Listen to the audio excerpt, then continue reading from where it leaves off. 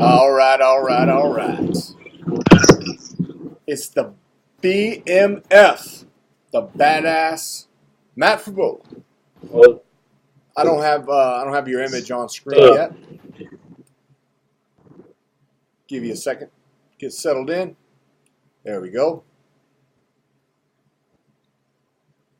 Can you see me?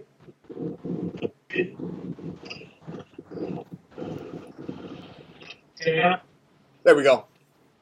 All right, ladies and gentlemen, this is your man Rodney James from Cage Side Press, joined by one of the newest BMFs, the badass Matt Frevola.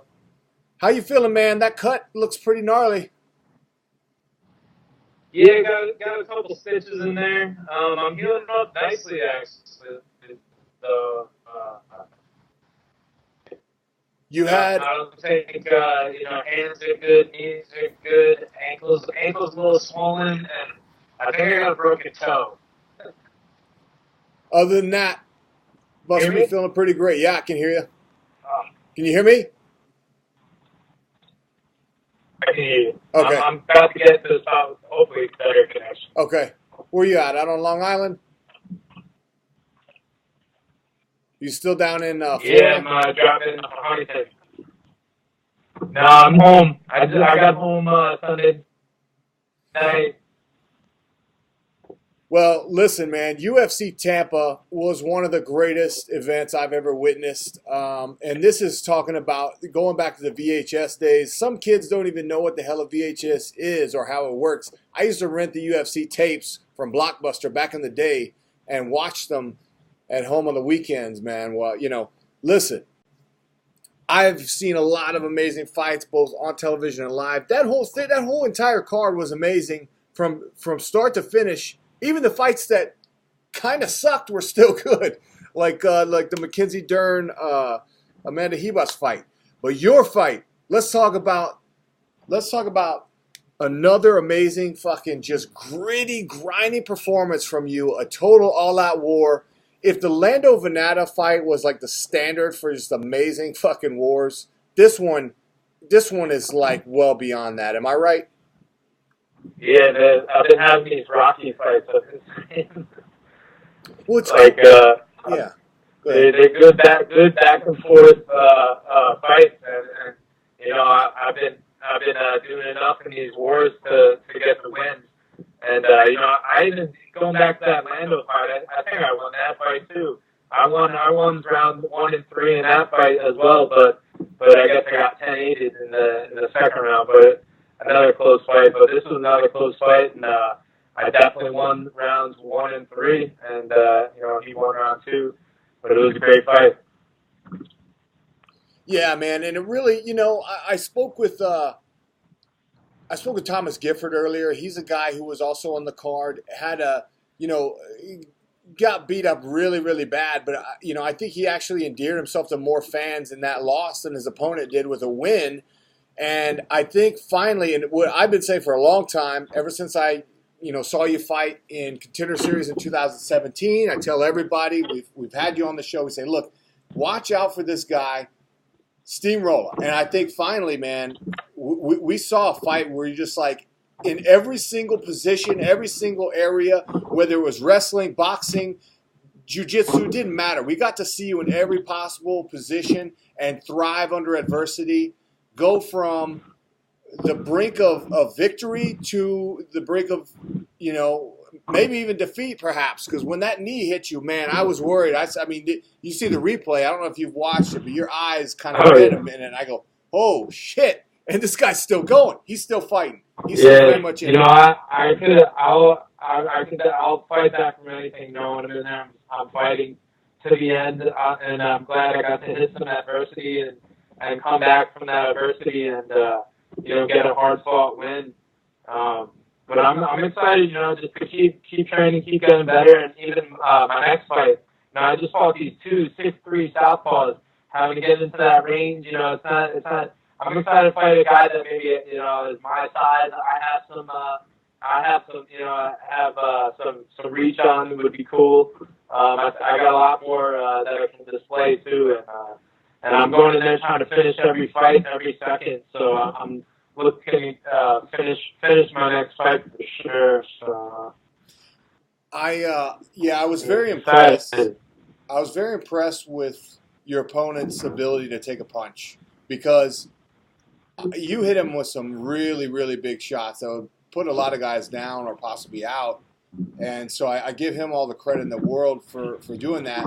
He, of course, stormed out of the octagon, which, we've seen that happen before.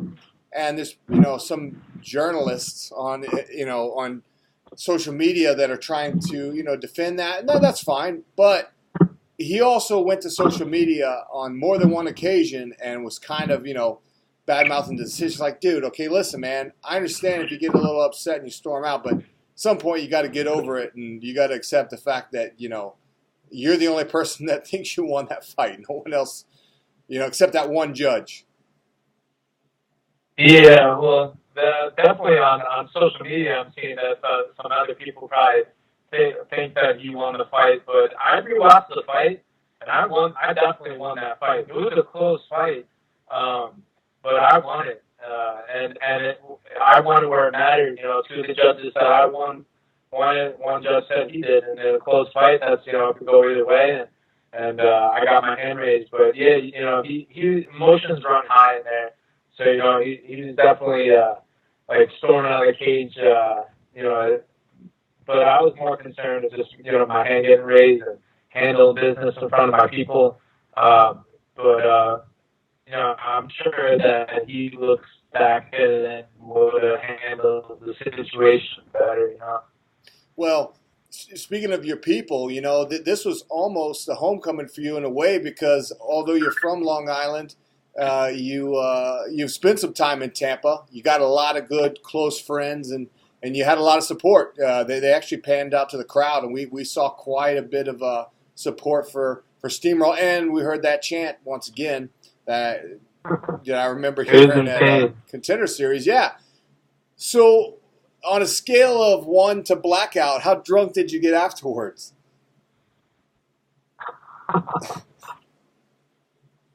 Oh man, I was limping into the after party, but I wasn't limping out. So I definitely. You were medicated. Yeah, medicated. That was good. Wow, I mean, Tampa's a great party town. I've spent some time there, and I imagine if you know the town and you've got friends there, it's got to be wild. What did you advertised something? Where did you end up holding your after party? We had it at the Hooch Hive, which is like right next to the University of Tampa, where I graduated from. Mm-hmm. Right next to Grace Tampa South, where I trained. It was great being in Tampa. I was down in Tampa the last 2 weeks of camp down there, and it was like being home. Tampa, I call Tampa my second home. Lived down there for 7 years. Graduated from University of Tampa, it's like it was an amazing time down there, and to be able to go out there and really fight hard and earn a real good victory. It was amazing. Man, I think you've told me about you going to University of Tampa, and I wasn't sure, but I had a buddy that went there, and I went to visit in late 2003, right after I got back from Iraq, which is both good and bad because number one, it's a bit of a culture shock because you go from being in the desert with all dudes because I was combat arms, and then you go to University of Tampa and it's like, oh my God. But also you got to think I did not have any alcohol for the entire time I was deployed, so my tolerance was so I pretty much just ended up so there were a lot of New Yorkers there too. I noticed it's kind of like the best kept secret down in Florida. A lot of New Yorkers and just a lot of people from all over. It's not cheap to go to school there. That's a lot of Northeast. A lot of Northeast. Yeah. So again, this was 15 years ago. What was it like when you went there? Because I just remember there was of course I was a young single man, married now. Sorry, ladies, but good God, it was unbelievable. I've never seen so many. Oh, it was a great time down there. I graduated 2013. I graduated from there, and I was Yeah, I was training. I was going to school, and then I was doing the Army ROTC. So I was staying busy down there. But an amazing time in Tampa, and you know, in every class, I would say there was like 25 people in each class, and then I would say about 18 of them were girls, and out of those 18, like 10 of them were like smoke shows. I know, and they're wild, man. They're like rabid, man. It's we'll save the rest of that conversation for another time. But yeah, my buddy was there for ROTC actually, so that was the reason. Yeah. So that's cool. Did you? He was also in a fraternity. Did you ever join a fraternity? No, I didn't do the fraternity thing. I was staying busy enough with I was playing amateur training and going to school, and doing the ROTC. And then I was playing club lacrosse as well. Okay. But I didn't do any of the fraternity. Yeah, lacrosse is hardcore, man. I think you'd be a guy that would that'd be into rugby. I think you'd like. That's what I played. Did you have I've a always baseball wanted to background? play rugby. Always wanted to play it. Yeah, that's a perfect sport for you because you're just a fucking total carnivore savage, and I think you love it. But I would say right now because your career in the UFC is doing well, and I think you have a bright future ahead of you. I don't think you should take any unnecessary risks that could possibly injure you. That's just my opinion. Do whatever you want, but No. Yeah, I'm definitely gonna learn how to play rugby. Okay. So you're saying fuck my old man fatherly advice. Okay, I No, gotcha. I'm telling you, my body works the best when I'm moving. Like I'm even realizing this now. Like I'm a little banged up now, but I'm still trying to get out there and move. I'm getting in the pool, moving because I stay healthier when I move. It's when I don't. I still play flag football with my buddies. They don't let me play when I have the fight signs, but I'm just saying 2 weeks I'll get back on the field, help my team win the Long Island Championship flag football. Okay. So So you're yeah, just yeah. an athlete all around, and you wrestle in high school, right? What other sports did you play? Wrestling, football, lacrosse were my main three, and then I played baseball all growing up too. Yeah, see, I was gonna say a lot of people I think in lacrosse had that baseball background, and I played little league and I was awful. I terrible. I don't like baseball all that much. I think I just wanted to do it because my friends were into it, but just not a sport I'm cut out for. But rugby, I think is very. I think with your wrestling background, your tackling game and just your gas tank are going to be huge. Oh yeah, I've watched it. I got some buddies who play rugby, and it looks awesome. Like you got to do that kind of form tackle, like with wrestling, like a double leg takedown. Yeah. So You have I'm no definitely choice because you actually have to. You have to tackle the way that they taught you back in junior high. You know what I mean? Like, because you don't have like equipment on, so you can't tackle like football. Right? No, you can't, and you'll hurt yourself really bad if you try. But yeah, man, it's not. It's not really as crazy as people think. I've seen a lot of my friends get injured, but they play way too reckless, man. Like I had a buddy that actually he's the one that got me into it. He broke his orbital so bad that the doctors told him like, dude, you can't play rugby anymore. And all orbital fractures are not created equal, and sometimes you can recover. Yeah. They told him like, dude, the way that your shit is broken, like if you get hit again like that, you're probably gonna lose that eye. So he had to quit. Yeah. I mean, it's definitely the time to hang them up. Freak accidents happen. So when we last spoke, you were in Las Vegas. You were cornering, or you were there in support of one of your buddies on Contender Series. You, of course, being a Contender Series alum. Who is it? Billy Q. Yes, Billy man. Porcello. Such a great season, man. I mean, what did you think about that new facility, the UFC Apex, compared to where you fought before at the Ultimate Fighter Gym? It was awesome. I mean, everything brand new, state of the art. They literally built that for for an intimate fight scene. It was top of the line. Nice. It was amazing. And then the old one was real nice too, because the old one you could kind of like sense the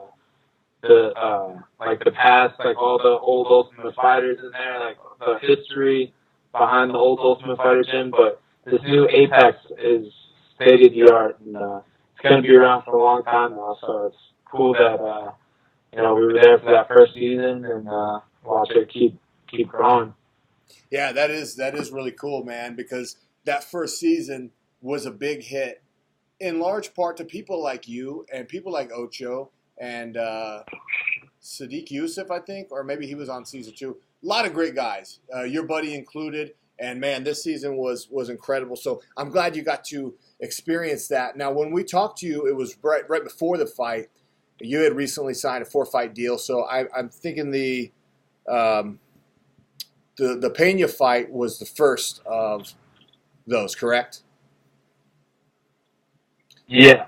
So moving forward, I mean, obviously it's too early to match make. We're just coming off this other fight, last weekend. But who are some guys in your division that you have your eyes on? It's funny because earlier you had mentioned that maybe next time let's not get another 6'3" guy, which is crazy. When I see you in there, I go, man, you know what?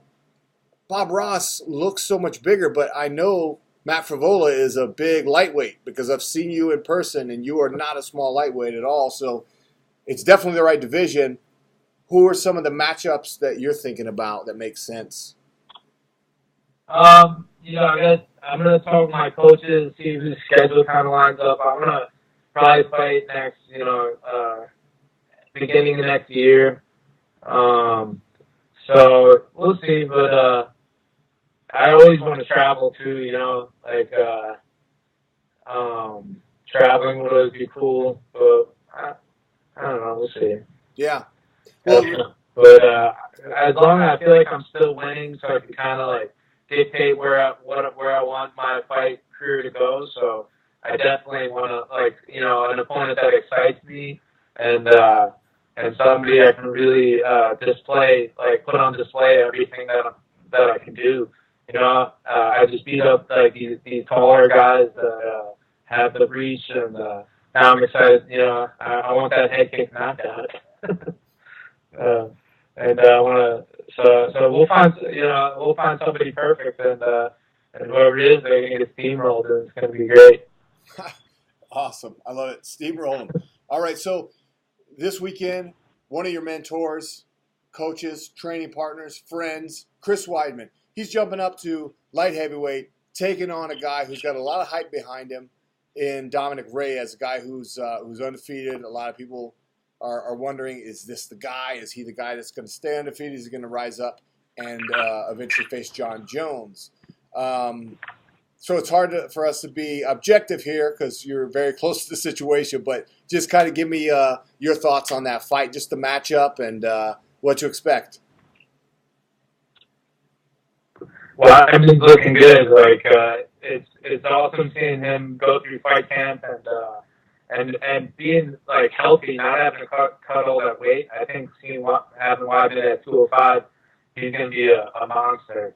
And I think the deciding factor is going to be his wrestling. Weidman's going to be able to take him down and beat him up on the ground. And Weidman's a beast everywhere.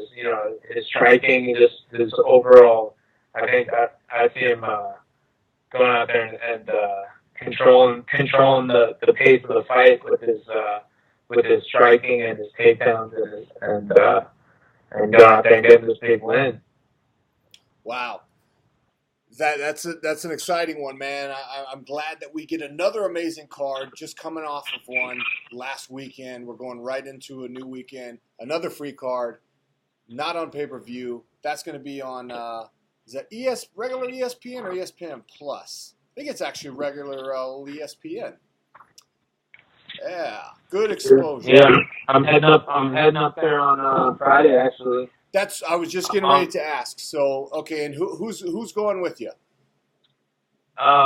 me, my fiance Billy, and then we're going up with Aljo and his girl Rebecca. And then we got Awesome. some other guys from the gym, so we're gonna have a little crew out there. It's gonna be fun. Of course, yeah, I would expect nothing less. Well, Matt, the Madman, Steamroller, the BMF, Frevola, have a good time out there with your boys. And you know what? Congratulations. Congratulations on a career-defining performance in the UFC because, like I said, I've been high on your style for ever since I saw you. I've been promoting that. And like I said, people are finally really going to open their eyes to that because, you know, Luis Pena is a huge fan favorite. And he's one of those guys who also had a lot of hype behind him. And I think that the eyeballs that fight brought just in the fact of, you know, his status alone, but the fact that you were able to go in there and sort of just steal that thunder, get that W, and really make a statement, that's huge, man. And I'm very happy for you.